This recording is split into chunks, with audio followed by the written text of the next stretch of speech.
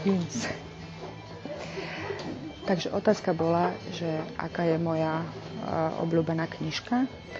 Tak prvé, čo ma napadlo, že obľúbená knižka, ktorú aj často čítam, je, že Biblia, ale nenašla som slova, ktoré by som o nej povedala. Ale tá, ktorú som si vybrala, je tiež dobrá. Neviem, či rovnako dobrá, alebo rovnako významná, asi nie, ale tiež veľmi dobrá. Je to, že Zazí v metre. A je to knižka, ktorá je porozprávaná veľmi takým šťavnatým jazykom na slovenské pomery vo veľmi nebývale dobrom preklade, hoci je ten preklad starý, preklad pána Hečka. A vybrala som si taký kúsok, že prečítať. Dúfam, že to nebude moc dlhé.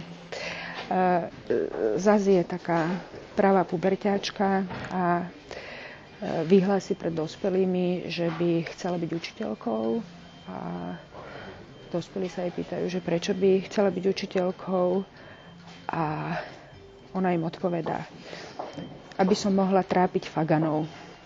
Tých, čo budú mať o 10, o 20, o 50, o 100, o 1000 rokov moje roky.